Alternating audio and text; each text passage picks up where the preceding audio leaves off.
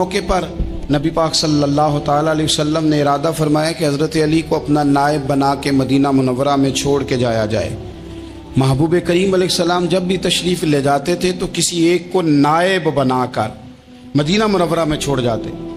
हज़रत अब्दुल्ला इब्न मखतूम रदी अल्लाह ताला अन्हु को भी एक दफ़ा हुजूर छोड़ के गए तो एक जंग के मौके पर महबूब ने हज़रत अली शेर खुदा से कहा कि आपको मैं अपना नायब बना के यहाँ छोड़ के जाता हूँ। यहाँ लोग जान छुड़ाते हैं, काम का जब वक्त आता है, मैदान में निकलने का वक्त आता है तो जान छुड़ाते हैं और वो कहते हैं कि बाकी सारे काम ले लो, जब वक्त मुश्किल आए तो फिर हमें काम ना बताओ। अब मुश्किल वक्त है, जिहाद में जाना है। हज़रत मौला अली शेर खुदा करम अल्लाह ताला वजहुल करीम को हुजूर ने फरमाया कि इस दफ़ा मेरा इरादा बना है कि तुम्हें छोड़ के जाऊँ। तो हज़रत अली को छोड़ के जाया जा रहा है, उनको मदीने में रहना है, मैदान में नहीं जाना।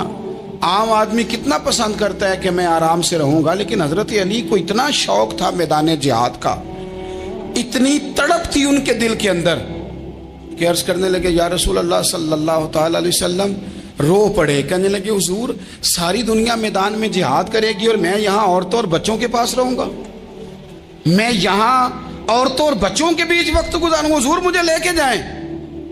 तो वहाँ भी हुजूर ने मोहब्बत की बात समझाई। फरमाया अली, जब हज़रत मूसा कोहे तूर पे गए थे तो अपने भाई जनाबे हारून को छोड़ गए थे, तो तुम भी तो मेरे लिए उसी तरह हो ना जिस तरह मूसा के लिए हारून थे।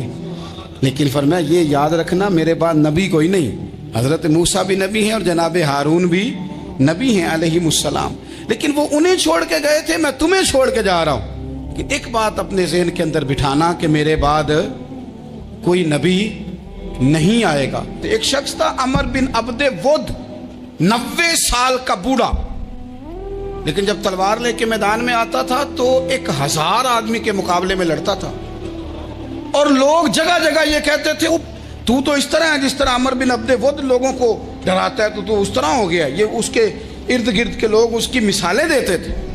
जंगे खंदक जब हो रही थी तो ये मुकाबले में आ गया। तो हज़रत अलीउल मुर्तज़ा शेर खुदा करम अल्लाह ताला वजहुल करीम भी तशरीफ़ फरमा थे। अब पूरे अरब के अंदर इसके बारे में ये कहा जाता था कि उससे ना लड़ो, वो तो खूनखार है, वो तो दरिंदा है, वो तो जंगली शेर की तरह आता है, वो तो काट खाने को दौड़ता है, उससे कौन लड़े। एक ख्याल था और वो प्रापोगंडा बाज़ोकात इतना ज़्यादा किसी के बारे में होता है कि मैं बच्चे लोग आते हैं ना बच्चा दाम कराने के लिए, तो कहते हैं पीर साहब बड़ा ज़िद्दी है, किसी की बात नहीं मानता, बाकी बच्चे ठीक थे, ये तो बड़ा ही नालायक निकल आया है। तो मैं कहता हूं कि आप इसके सामने ये वाली बातें ना करें, ये पक्का हो जाएगा कि मैं जिद्दी हूं। तो आप ज़ेन बना रहे हैं इसका कि तो इस तरह का है। ज़ेन बना दिया लोगों ने कि अमर इब्न अब्दे वुद के मुकाबले में कोई नहीं आ सकता। खंदक में ये आया, इसने ललकारा मुसलमानों को, आओ वो तुम्हारी जन्नत किधर है जिसके बारे में तुम कहते हो कि हम शहीद होंगे, तो आओ मेरे मुकाबले में निकलो। जब इसने पहली दफा ललकारा तो अभी बात खत्म नहीं हुई थी कि मौला अली तलवार लेके अल्लाहु अकबर कहते खड़े हो गए। हुजूर ने फरमाया बैठ जाओ। हजरत अली फिर बैठ गए। वो फिर पुकारा उठो कोई मेरे मुकाबले में, तो मौला अली शेर खुदा फिर खड़े हो गए, फिर खड़े हो गए। हुजूर ने फरमाया बैठ जा। एक शख्स ने कहा अली ये अमर बिन अब्दे वुद हैं। फरमाया मुझे पता है, नहीं समझे आप बात, मैं आपको समझा के लाया हूं पीछे से कि प्रोपेगेंडा करते हैं ना लोग, हो आगे ना जाना, यहाँ करंट बड़ा ज्यादा है, वोल्टेज बड़े सख्त हैं, तू आगे ना बढ़ना। भाई क्या हो जाएगा, उठ बांध कमर क्यों डरता है, फिर देख खुदा क्या करता है। हजरत अली तीसरी दफा उसने कहा ना है कोई, तो हजरत अली फिर उठे। अब तो रसूल पाक सल्लल्लाहु ताला अलैहि वसल्लम ने थपकी दी। बाज जगह यह है कि हुजूर ने खुद तलवार थमाई, सर पे इमामा बांधा और हुजूर ने फतह याबी की दुआ फरमाई। हजरत अली घोड़े पे बैठे निकले और जब उसके सामने गए तो जाके कहने लगा मेरा पता है। हजरत अली फरमाने लगे तू अपना छोड़, मेरा पता है तुझे, मुझे तो जानता है। कहने लगा मैं 1000 के मुकाबले में अकेला लड़ता हूं। हजरत अली शेर खुदा फरमाने लगे पता नहीं तू किन से लड़ता रहा है, जाने वो कौन है जिनसे तू लड़ता रहा, वो कौन 1000 थे जो तेरे मुकाबले में आते थे, पता नहीं। तो कहने लगा मेरा नाम मेरी माँ ने अमर बिन अब्दे वुद रखा है। फरमाया छोड़ तू, मेरी माँ ने मेरा नाम हैदर रखा है। کہنے لگا تیری عمر چھوٹی ہے، کوئی بڑا لا۔ فرمانے لگے یہ تو جب ہنجے میں پنجہ ملے گا تو پتہ چلے گا عمر کس کی چھوٹی ہے، ابھی تو کہانیوں سے متاثر کرنا چاہتا ہے، تو چاہتا ہے کہ تو پریشر ڈالے اور میں تیری بات سنوں، تو مقابلے میں آ، ڈینگے نہ مار، کہانیاں نہ سنا، دیواریں ہلتی رہتی ہیں اور در کانپ جاتا ہے، علی کا نام سن کے اب بھی خیبر کانپ جاتا ہے، تو مقابلے میں آ، تو باتیں بنا رہا ہے، کہانیاں سنا رہا ہے۔ وہ کہنے لگا تو بچہ ہے، میں چاہتا نہیں تیرا خون بہاؤں۔ تو حضرت علی کہنے لگے میں بڑے دن سے پریشان ہوں کہ کسی بے ایمان کا خون بہایا کیوں نہیں، میرا بڑا دل کر رہا ہے تیرا خون بہاؤں۔ اس نے بڑی زوردار ضرب لگائی، غصے میں اتنا پاگل ہوا، کیونکہ اس کے بارے میں معروف تھا کہ وحشی مزاج آدمی، اتنا سخت پاگل ہوا غصے میں کہ اس نے اپنے گھوڑے کے پیر کاٹ ڈالے، پہلے تلوار گھوڑے کو دے ماری، اس کو کاٹ کے دوڑا۔ یہ کیوں کرتے تھے لوگ، عرب کے لوگ اس وقت یہ کام کرتے تھے کہ ہم نے گھوڑا ہی مار ڈالا ہے تاکہ ہم بھاگ نہ سکیں، کہتے ہیں نا کشتیاں جلا دی ہیں کہ اب واپس جانے کا راستہ ہی بند ہو جائے، گھوڑے کے پیر کاٹ ڈالے کہ بھاگنا نہیں، اور بڑی زور سے اس نے ضرب لگائی حضرت علی پر۔ حضرت علی نے جب روکی تو وہ ڈھال ٹوٹ گئی حضرت مولا علی کی، اور آپ کے امامے کو اس کی تلوار بھی لگی۔ آپ نے فرمایا دکھا لیا تو نے زور، اب میری باری ہے۔ حضرت مولا علی شیر خدا کا قد بظاہر چھوٹا تھا، صحابہ کہتے ہیں ہم دور سے دیکھ رہے تھے، اللہ اکبر کہہ کے تھوڑا سا زمین سے وہ اٹھے، تھوڑا سا اٹھے، اور پھر دوبارہ نہیں انہیں تلوار چلانی پڑی، ایک ہی ضرب لگائی اور اس کے دو ٹکڑے کر کے اسے زمین پہ پھینک دیا۔ تو عزیز دوست، آپ یاد رکھیں گے اس بات کو کہ اپنی زندگی کے اندر مروب ہونا چھوڑ دیں۔ روب میں تاتاریوں نے مسلمانوں کو مروب کر لیا تھا، روب ڈال لیا تھا کہ ہم بہت بڑے لوگ ہیں، یہی آج ہمارے ساتھ بہت سارے لوگ کرتے ہیں، دلوں میں روب آ جاتا ہے، امیر رشتہ دار کا، فلانے کا، پھر وہ جو مرضی کرتا ہے۔ تاتاریوں کی ایک بی بی، وہ کیا کرتی، وہ 9-10 مسلمان نوجوانوں کو سڑک پہ کھڑا کر جاتی، کہتی ادھر کھڑے ہونا، میرے آنے تک ہلنا نہ، جوان ہے لیکن روب ہے نا کہ یہ بڑے وحشی ہیں۔ وہ اکیلی بی بی اندر جاتی، تلوار لے آتی، اور وہ کھڑے ہیں، وہ بھاگے بھی نہیں، اتنا ڈر گئے، ٹانگیں کانپ رہی ہیں، بھاگنے کی بھی جرت نہیں کر رہے، تسلی سے گئی ہے، تلوار لے کے آئی ہے، اور اس نے 9 جوان مسلمانوں کے گلے کاٹ دیے۔ اس روب سے نکلے باہر، نوجوانوں سے کہتا ہوں نکلو۔ اور جن لوگوں نے دنیا میں انقلاب برپا کیا وہ غریب گھروں کے تھے، وہ لوگ تھے کہ جو بظاہر کسی بڑے قبیلے سے نہیں تھے۔ آپ محنت کریں، تعلیم حاصل کریں، جدوجہد کریں، مشقت کریں، اپنی زندگی میں کچھ مقاصد کے حصول کے لیے آگے بڑھیں۔ اور اگر آپ کہیں کہ دائیں بائیں میرے فلاں آدمی مجھے یہ مشورہ دے رہا ہے، تو کچھ لوگ دنیا میں باتیں کرنے آئے ہیں، انہوں نے باتیں کرنی ہیں اور بڑا فائدہ ہوتا ہے، ان کو باتیں کر لینے دیں، ان کو کرتے رہنے دیں۔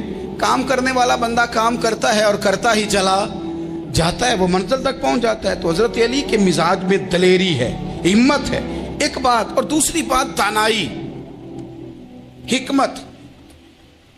یہ جو ہمارے فیصلے ہیں نا جذباتی، اور جناب آج فلانے نے یہ کہہ دیا تو میرا پروگرام یہ بن گیا، تو پھر کل کسی نے اور کچھ کہہ دیا تو میرا پلان اور بن گیا۔ میں سب سے زیادہ ان لوگوں کے حق میں پریشان ہوتا ہوں جو سویرے کچھ اور کہتے ہیں، دوپہر کو کچھ اور کہتے ہیں، شام کو کچھ اور کہتے ہیں۔ بھئی آپ کا کوئی نظریہ ہونا چاہیے، کوئی ویژن ہونا چاہیے زندگی میں، آپ کے اندر کوئی حکمت اور دانائی ہونی چاہیے۔ اس کے لیے کیا کرنے کی ضرورت ہوتی ہے؟ اس کے لیے ضرورت ہوتی ہے کہ آپ کا ذہن ایک طرف ہو۔ میرے اسلاف فرمایا کرتے تھے زندگی میں ایک کام کر لو پر صحیح کر کے کر لو۔ ہم نے تو سارے کام کرنے ہیں۔ آج کل ہر بندہ صحافی ہے، ہر بندہ تجزیہ نگار ہے، ہر بندہ سیاستدان ہے، ہر بندہ ہی مفتی ہے، ہر بندہ ہی جناب واعظ ہے، ہر بندے کے پاس ہی کچھ مسئلے۔ اس کا نقصان یہ ہے کہ کسی کے پاس بھی کچھ نہیں۔ وہ کسی درویش نے کہا تھا کہ جب سب لیڈر ہوں تو سمجھو کوئی لیڈر نہیں، کیونکہ سارے جو لیڈر ہو گئے۔ میرے عزیز، ایک طرف ذہن کو رکھیں اور اپنے اس کام میں کمال پیدا کریں۔ حضرت مولا علی شیر خدا کو اللہ نے حکمت دی تھی۔ نبی پاک صلی اللہ تعالی وسلم کے صحابی حضرت عبداللہ ابن مسعود رضی اللہ تعالیٰ عنہ فرماتے ہیں، امام ابو نعیم نے لکھا ہے کہ حضرت عبداللہ ابن مسعود فرماتے ہیں نبی پاک صلی اللہ علیہ وسلم نے فرمایا اگر حکمت کے 10 حصے کیے جائیں نا، دانائی کے 10 حصے کیے جائیں، تو اس میں سے 9 حصے اللہ تعالیٰ نے حضرت علی کو عطا فرمائے۔ और एक किस्सा बाकी लोगों को मिला है। दाना थे, मामला फहम। कुछ बंदे बड़े मुनाफिक किस्म के थे, तो हजरत अली आसान हो गई तो वो हजरत मौला अली शेर खुदा के पास आ गए, आसान हो गई। हजरत अली ने जमात करानी, उनका ख्याल था कि आज हमने जमात लेट करानी है किसी तरीके से। हम चूंकि ज़्यादा बातें, मैं दोस्तों से कहता हूँ बहुत ज़्यादा खबरें ना देखा करो, बहुत ज़्यादा भी चीज़ें ना सुना करो। आप तो मेरे भाई मोबाइल के अंदर चले जाएंगे, फिर बाहर की दुनिया तो और है। तो थोड़ा बाहर भी निकलें तस्वीरों से, थोड़ा बाहर भी आएँ, दीगर मामलात भी देखें। हमें बड़े बड़े अच्छे लोग ज़िंदगी में मिल जाएंगे, लेकिन हम उनके करीब नहीं जाते, हम देखते नहीं कि असल बात क्या है, सुनी सुनाई चीज़ों पर ज़्यादा गुमान करते हैं। अब हज़रत अली चूँकि बड़े दाना थे, मुसल्ले पे बढ़ रहे हैं, जमात खड़ी करनी, अल्लाह अकबर कह रहे हैं। बंदों का ख्याल था नमाज लेट करानी है। उन्होंने फटाफट हज़रत अली से कहा कि हुजूर ज़रा वो जानवर तो बताइएगा कितने हैं जो अंडे देते हैं, और ज़रा वो भी बताइएगा जो बच्चे देते हैं। ये अब कितने को बंदा जानवर गिने, आहिस्ता आहिस्ता बंदा शुमार करे। हो, बकरी जो है वो बच्चा देती है, मुर्गी अंडा देती है, और गाय जो है वो बच्चा देती है, और बतख जो है वो अंडा देती है। बंदा तो ये गिनने लग जाए तो हज़रत अली शेर खुदा यहाँ हाथ हैं, फरमाने लगे घर जाके गिन लेना। मोटी सी बात बताता हूँ, जिन जानवरों के कान बाहर होते हैं वो बच्चे देते हैं, जिनके अंदर होते हैं वो अंडे देते हैं। अल्लाह अकबर। नमाज की नीयत मान ली, तुम गिनना घर जाके। मोटी सी बात बता देता हूँ। वो साहब कहते हैं मैं हज़रत अली रज़ी अल्लाह ताला अन्हु को उलझाने आया था, मैं खुद बड़ा उलझ गया। ये क्या माजरा है, क्या मुअम्मा है कि दो फिक्रों में उन्होंने बात को समेटा और कमाल कर दी। कहने लगे घर जाके गिनना, यहाँ टाइम नहीं, नमाज का वक्त है, बस जिनके कान अंदर है ना वो अंडे देते हैं, और जिनके बाहर हैं वो जा के हिसाब करना। आप ढूंढ लें, तलाश कर लें, चले जाएं माहिरीन के पास, पर शेर खुदा शेर ही है। हज़रत मौला अली के जुमलों में कमाल है, उनकी दानाई, उनका तदब्बुर, उनकी हिकमत, उनका फ़हम, उनकी फिरासत, उनका कमाल। एक शख्स बड़ी दूर से आया, उसने कहा हुजूर मुझे ना लंबी बातें याद नहीं रहती, दो बातें बस बता दे, मैं अमल करूं तो जिंदगी बन जाए, दो बातें। तो हज़रत अली फरमाने लगे लंबी उम्मीदें ना लगाना, लंबी उम्मीदें ना लगाना, मौत का पता नहीं कब आ जाएगी। मनसूबाबंदी ज़रूर करना आने वाली नस्लों के लिए, अपनी अपनी ज़ात के लिए लंबी उम्मीदें ना बांधना, ये भी कर लूँगा, ये भी कर लूँगा। हम रिटायर नहीं होते ज़िंदगी भर, प्लान पे प्लान, प्लान पे प्लान। तो अगर हम प्लान कर रहे होते हैं तो जो हमारे नीचे होते हैं वो हमें रिटायर करने का प्लान कर रहे होते हैं। औलादें तक वालिदैन को कमज़ोर करने के दर पे होती हैं कि अब ये हटे तो हमारी बारी आए। हज़रत अली फरमाने लगे दो काम, एक तो लंबी उम्मीद ना बांधना, और दूसरा फरमाया अपने नफ्स की ख्वाहिश की पैरवी से बचना। दुनिया में रुसवा वो लोग हो जाते हैं जो अपने नफ्स की ख्वाहिश की पैरवी करते हैं, वो बुज़दिल हो जाते हैं जो ख्वाहिशात नफसानी के पीछे भागते हैं। ये काम ना करना। इमाम राजी कहते हैं कि सैयदा फातिमा ज़हरा रज़ी अल्लाह ताला अन्हा के दोनों शहजादे हसनैन करीमैन बीमार हो गए, तो सैयदा ने मन्नत मांगी कि बच्चों को शिफा होगी तो 3 रोज़े रखूँगी। शिफा हो गई, रोज़े भी रख लिए। और जब मौला अली शेर खुदा रोज़ा रखने के लिए बेदार हुए, सैयदा फातिमा ज़हरा बेदार हुई, तो इमाम हसन और हुसैन भी उठ गए। 7-8 साल की उम्र, अम्मा जी हमने भी रखना है। सुबह खजूर और दूध से रोज़ा रख लिया गया। ऐन इफ्तारी के वक्त मौला अली कहते हैं फाके चल रहे थे, कहीं से मैं जौ लाया थोड़े से। सैयदा फातिमा ज़हरा ने पीस कर रोटियां पकाईं। वो वक्त जो बड़ा मुश्किल होता है इफ्तार का, कहते हैं उस वक्त जब खाने के लिए बिल्कुल हाथ आगे बढ़ने लगे और उम्मीद थी कि अभी सैयदना बिलाल अल्लाहु अकबर कहेंगे तो रोज़ा खुलेगा, लेकिन अभी चंद ही मिनट रहते थे कि दरवाजे पर एक फ़कीर ने सदा दी। कहने लगा सारे मदीने के दरवाजे खटखटा आया हूँ, कहत है फाका है, ए रसूलुल्लाह के ख़ानदान वालों, मैं यतीम हूँ। किसी ने बताया है कि और कोई दरवाज़ा खुले ना खुले, सैयदा का दरवाज़ा तेरे लिए ज़रूर खुलेगा, क्या यतीम को रोटी मिलेगी? तो हज़रत मौला अली ने बच्चों की तरफ देखा ही था कि इमाम हसन सारी रोटियां जाके दरवाजे पे दे आए। खजूर और पानी से इफ्तार हो गया। सुबह फिर खजूर और दूध से रोज़ा रखा। इमाम राजी कहते हैं ऐन वो वक्त जब इफ्तार का टाइम आया तो फिर दरवाजे पे किसी ने सदा दी। کہا رسول اللہ کے خاندان والوں میں مسکین ہوں، رات سے روٹی کھائی ہے، نہ صبح کھا سکا نہ دوپہر، کسی نے بتایا ہے کہ اس دروازے سے خالی کوئی نہیں جاتا۔ امام حسن نے پھر سارا لنگر اٹھایا اور پھر جا کے دے دیا۔ تیسرا دن پھر ہوا۔ مجھے لگتا ہے کہ جب افطار کا ٹائم آیا ہوگا نا تو یہ خود ہی سارے دروازے پہ دیکھتے ہوں گے، یہ کوئی آیا نہیں لینے والا ابھی تک۔ لگتا ہے کہ نظریں دروازے پہ تھیں۔ عین افطار کے وقت 3 روٹیاں جب جاؤں کی پک کے آئی تو ایک بھکاری نے صدا دی، کہنے لگا میں قیدی ہوں، آج ہی قید سے رہائی ملی ہے، پہلے دن کسی کے دروازے پہ صدا ملی ہے، دی ہے روٹی ملے گی۔ امام حسن وہ کھانا دے کے واپس لوٹے، کھجور اور پانی سے افطار ہوا، اور جیسے ہی مسجد نبوی میں تینوں باپ بیٹا نماز پڑھنے گئے تو مولا علی کہتے مجھے بتانا نہیں پڑا، رسول کریم نے میری طرف دیکھ کے فرمایا علی تیرا، فاطمہ کا، حسن اور حسین کا 3 دن والا عمل خدا کو بھی بڑا پسند آیا ہے اور محمد مصطفیٰ کو بھی بڑا پسند آیا، بڑا پسندیدہ عمل۔ میں کہتا ہوں کہ حضرت فاطمہ نے نا ان کی تربیت پہلے ہی کر دی تھی، 3 دن بغیر افطار کے روزہ رکھنے کی، وہ ٹریننگ گھر سے ہو چکی تھی۔ اب میدان کربلا میں 3 دن بھوکا پیاسا رہنا ان کے لیے مشکل نہیں تھا۔ حضرت جناب سیدہ زینب بنت ابی رافع کہتی ہیں کہ سیدہ فاطمہ الزہرا نا ایک دن اپنے دونوں شہزادوں کو لے کے، جب حضور کی طبیعت مبارک بظاہر علیل تھی جس میں حضور کا وصال ہوا، دونوں شہزادے لے کے سیدہ فاطمہ نبی کریم کی بارگاہ میں گئیں، کہنے لگی یا رسول اللہ میرے بچوں کو کچھ دیجئے سیدہ پاک۔ تو حضور اٹھ کے بیٹھ گئے، اس کندھے سے امام حسن کو لگایا اور اس سے امام حسین کو لگایا اور فرمایا فاطمہ یہ جو میرا حسن ہے نا اس کو میں اپنی ہیبت اور سرداری دیتا ہوں، اور فرمایا یہ جو میرا حسین ہے نا حسین کو میں اپنی جرت اور سخاوت دیتا ہوں، میرا حسین جرت مند ہوگا اور سخی ہوگا۔ داتا گانج بخش علی حجویری، امام الاولیاء، سید الاصفیاء، داتا صاحب کشف المعجوب میں فرماتے ہیں ایک دن نا امام حسین کے پاس ایک شخص آیا بڑی دور سے کچھ مانگنے کا، حضور کچھ دیجئے۔ وہ شخص کہتا ہے کہ میرا ظرف یہ تھا کہ 4-5 دینار ملیں گے، تو امام حسین فرمانے لگے تھوڑی دیر بیٹھ جا، رزق آ رہا ہے۔ تو امام حسین کو حکومت وقت کی طرف سے نا 5 تھیلیاں ملی، جس میں ایک تھیلی میں 500 اشرفیاں تھیں، 5 تھیلیاں آئیں، لیکن اس کو آنے میں نا ذرا دیر ہو گئی۔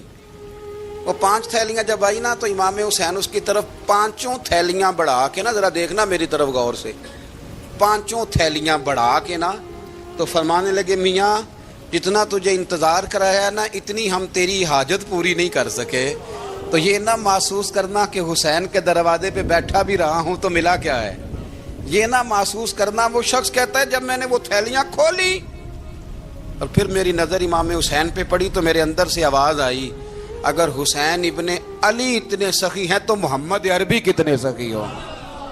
اگر یہ معیار ان کا ہے، ان کا یہ معیار ہے، اور خود بھیک دیں خود ہی کہیں منگتے کا بھلا ہو، خود کہنے لگے جتنا انتظار کرایا ہے اتنی تیری مدد کر سکے، یہ سخاوت کا معیار تھا، یہ طریقہ تھا۔ ایک دفعہ سیدنا امام حسین رضی اللہ تعالیٰ عنہ کے گھر کے اندر نا 5000 دینار آئے، مسجد میں تھے، آپ کو 5000 دینار ملے تو امام زین العابدین کہتے ہیں کہ مسجد سے لے کر گھر آنے تک امام حسین نے 5000 اللہ کے رستے میں خیرات کر دی۔ فرماتے میں نے کہا ابا جی 5 دینار کی گھر میں ضرورت تھی، مالاں والے سخی نہیں ہوندے تے سخیاں کل مال نہیں ہوندا، ایتھے اوتھے دوویں جہانی سخی کنگال نہیں ہوندا۔ کہا ابا جی 5 دینار کی گھر میں ضرورت تھی، تو کہتے ہیں مجھے فرمانے لگے بیٹا یہ جن کو میں نے دیا ہے نا یہ گھر کے لیے ہی دیا ہے، یہ گھر کے لیے ہی دیا ہے، جن کو دیا ہے تمہارا کیا خیال ہے یہ باہر خرچ ہوا ہے، یہ گھر کے لیے ہی ہے۔ اس لیے کہ جب انسان دوسروں پر شفقت کرتا ہے تو اللہ اس کے گھر پہ رحمت فرماتا ہے۔ امام حسین کے مزاج میں پہلی بات میں نے ذوق عبادت کی عرض کی، دوسری بات عرض کر رہا ہوں کہ صحابہ حضرت اسامہ بن زید بڑے پیارے ہیں میرے نبی کریم کے، بڑے پیارے۔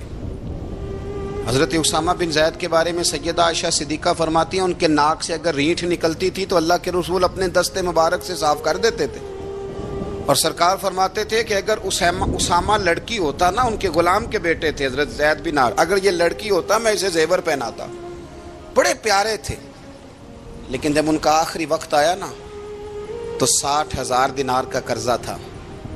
رشتہ داروں سے کہا، دوستوں سے کہا، یاروں سے کہا، پر قرض ادا نہیں ہو رہا تھا۔ حضرت اسامہ بن زید کہتے ہیں بڑا پریشان تھا۔ جب حد ہو گئی نا تو حضرت اسامہ بن زید فرمانے لگے جاؤ کوئی حسین ابن علی کو خبر کرو، ان سے کہو میں نا غلام ہوں آپ کے نانا کا، مقروض دنیا سے چلا گیا تو کیا بنے گا۔ امام حسین کو خبر ملی تو دوڑے آئے۔ لاجپال اس پیر کو نہیں کہتے جو تگڑا نذرانہ لے کے تو ماتھا چوم لے، لاجپال تو اس کو کہتے ہیں کہ جب ضرورت پڑے تو وہ سر پہ موجود ہو۔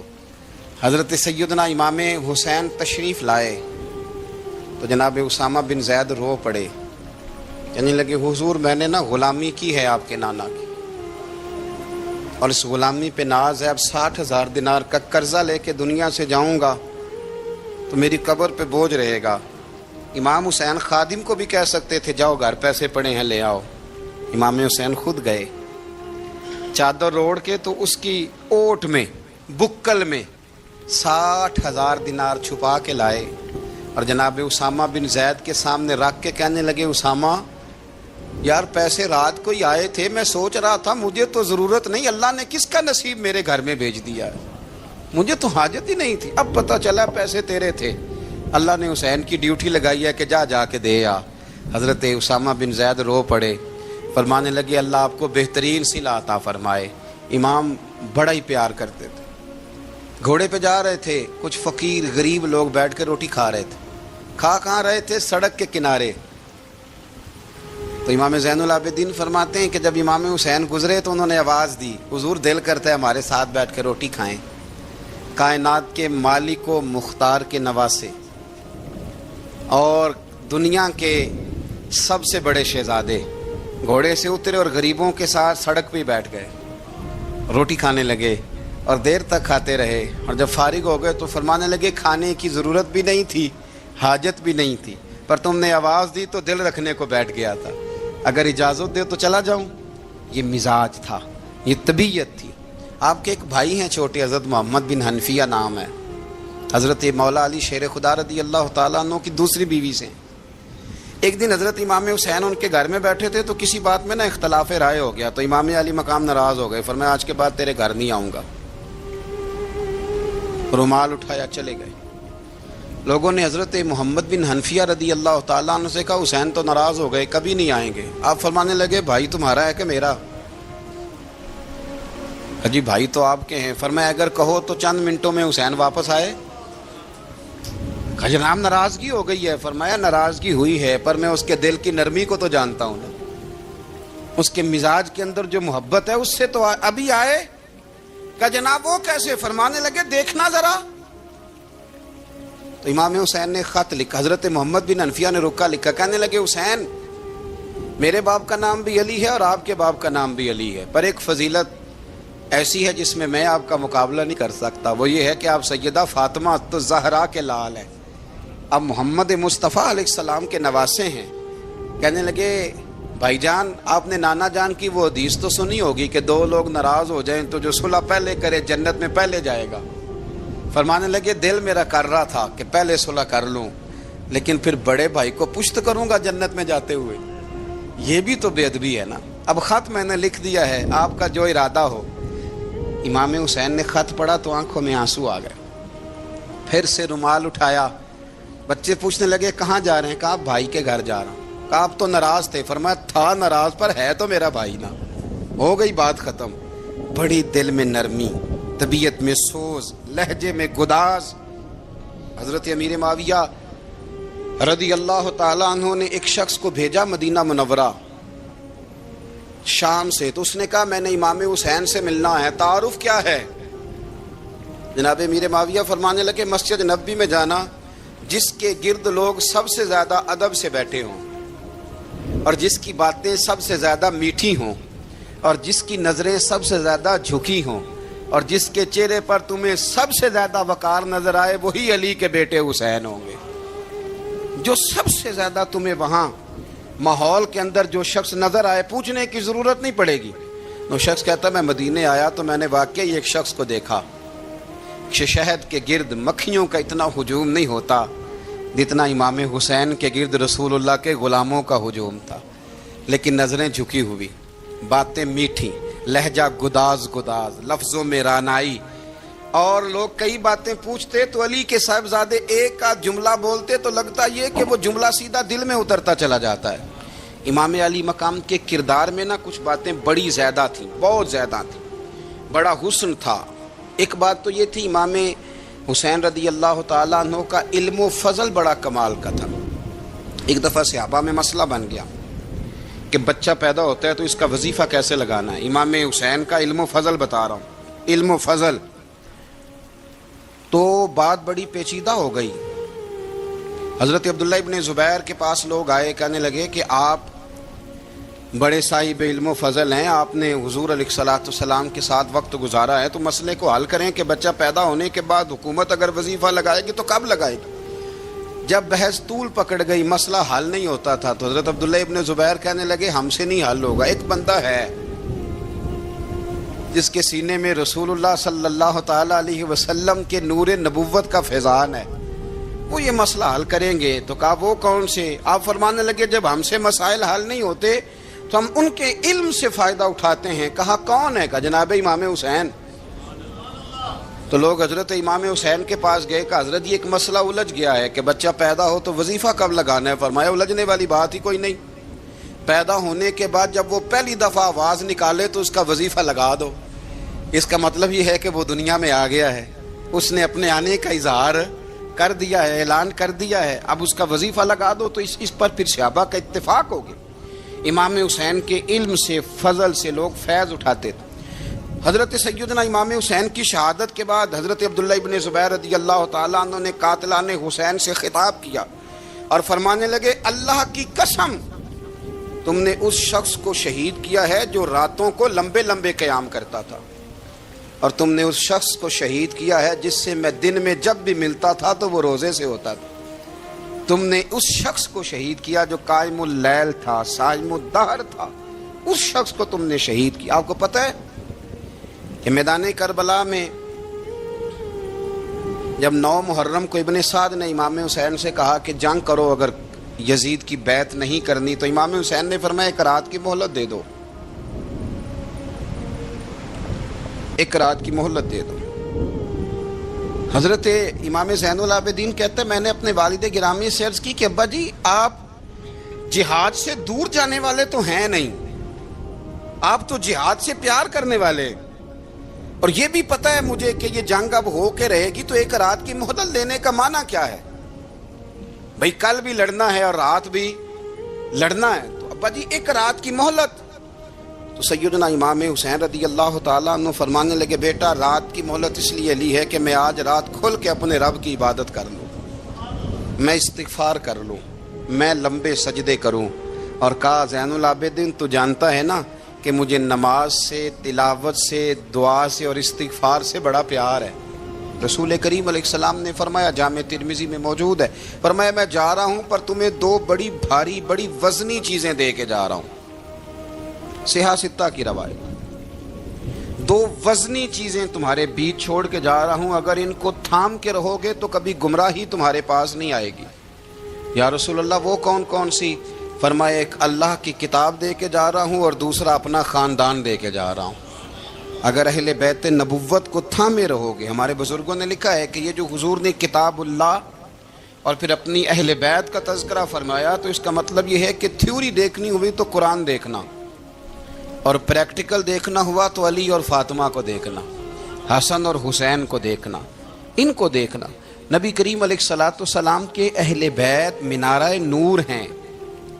ان کی محبت، ان کا پیار کیوں بھلا؟ اس لیے کہ یہ وہ خوبصورت لوگ ہیں جن کو خود میرے نبی پاک نے تراشا ہے.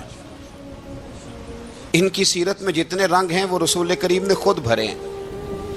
ان کی ایک ایک بات کا خیال نبی پاک نے رکھا ہے. حضور نے از خود انہیں اپنی صحبت عطا کی ہے. زیادہ دور نہیں تھا سیدہ فاطمہ کا گھر، مسجد نبوی کے ساتھ تھا. اللہ کے رسول دن میں 2 دفعہ جایا کرتے تھے. پھر بھی کبھی کبھی فرماتے فاطمہ میرا دل کرتا ہے آج میں رات تیرے گھر میں قیام کروں. تو تو سیدہ فاطمہ الزہرا فرماتی ہیں کہ آمنہ کے لال اس طرح بھی میرے گھر میں قیام کرتے تھے کہ حضور چارپائی پہ لیٹتے تھے تو ایک کندھے پہ امام حسن کا سر ہوتا تھا اور دوسرے پہ امام حسین کا سر اقدس ہوتا تھا، اور فرماتی ہیں رات کو کبھی حسنین کریمین دودھ مانگتے تو میں اٹھتی دودھ دینے کے لیے، تو حضور فرماتے لیٹ جاؤ، آج میرے ساتھ سوئے ہیں تو دودھ بھی میں ہی پلاؤں گا۔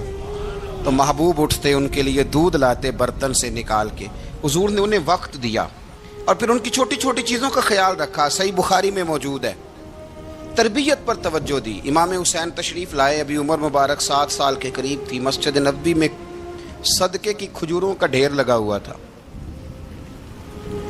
چھوٹا بچہ جو ہوتا ہے نابالغ، اس پر شریعت کے احکامات نہیں آتے۔ صدقے کی کھجوروں کا ڈھیر تھا مسجد نبوی میں۔ یہ تربیت ہے، یہ ٹریننگ ہے جو اللہ کے محبوب نے خود انہیں عطا فرمائی۔ صدقے کی کھجوروں کا ڈھیر تھا، امام حسین حضور کے ساتھ آئے تو امام علی مقام نے ایک کھجور اٹھا کے منہ میں رکھ لی۔ شارحین نے لکھا ہے لگتا یہ ہے کہ کئی دنوں کی بھوک تھی، کیونکہ یہ فاقہ اہل بیت کا بڑا محبوب ہے۔ مجبور نہیں تھے، وہ تو خزانوں کے مالک تھے، پر غریبوں سے محبت کی وجہ سے فاقے کیا کرتے تھے۔ یہ ان کی پسند ہے فاقہ کرنا۔ تو ایک کھجور امام علی مقام نے رکھ لی تو اللہ کے رسول نے گلے میں انگلی ڈال کے نکال دی، تو فرمایا حسین یہ صدقہ ہے، یہ میری اہل بیت کے لیے درست نہیں ہے۔ حضور نے خود تربیت کی، اور پھر سیدہ فاطمہ الزہرا نے اپنے بچوں کو تراشا، ان پر محنت کی۔ میں اکثر گزارش کرتا ہوں دوستوں سے، میں کہتا ہوں کربلا کا واقعہ کوئی حادثاتی نہیں ہے، اس کے پیچھے پوری ایک لاجک ہے، اس کے پیچھے پورا ایک فلسفہ ہے۔ ایسے ہی کوئی آدمی 3 دن بھوکا پیاسا رہ سکتا ہے؟ کسی آدمی کو صبح اس نے کھانا کھایا اور شام تک کھانا نہ ملے تو ٹانگیں کانپتی ہیں۔ رمضان المبارک میں عبادت کی نیت سے روزہ رکھنے والے بھی شام کو بڑے پریشان ہو جاتے، اور مسلسل 3 دن کھانا نہ کھایا جائے اور پانی نہ پیا جائے، اور حال یہ ہے کہ وہی آدمی تلوار لے کے میدان میں نکلے اور اس کی حالت یہ ہو کہ لوگ اس کے آگے دوڑنا شروع کر دیں، ہزاروں کی فوجیں تاب نہ لا سکے۔ علی کا گھر بھی وہ گھر ہے کہ جس گھر کا ہر ایک بچہ جسے دیکھو وہی شیر خدا معلوم ہوتا ہے۔ جناب صالبہ بیٹھے تھے، فرمایا فلاں کو بلا کے لاؤ۔ جب بلانے گئے تو رستے میں عورت پہ نظر پڑی، پہلی نظر تو معاف ہے لیکن دوبارہ دیکھ بیٹھے، دوبارہ نظر پڑی تو پریشان ہو گئے۔ خیال آیا میں نے تو خیانت کیا اپنے نبی پاک سے، حضور نے تو منع کیا یہ کام کرنے سے۔ اب واپس حضور کے پاس نہیں آئے، جنگل میں چلے گئے۔ ابن قدامہ نے کتاب التوابین میں اس روایت کو لکھا ہے، کہتے 40 دن وہ پہاڑوں میں روتے رہے کہ یا اللہ مجھ سے غلطی ہو گئی۔ کتنے دن؟ اب ہمارا شغل ہے، اس کو لوگ گناہ ہی نہیں سمجھتے، بدنگاہی تو کوئی گناہ ہی نہیں، اب تو یہ شغل ہے۔ اب تو ہمارے ہاں معاذ اللہ تعالیٰ سیانے بیانے بندے بیچ بیٹھے ہوتے ہیں جب یہ باتیں ہو رہی ہوتی ہیں، یہ شغل ہے ہمارا۔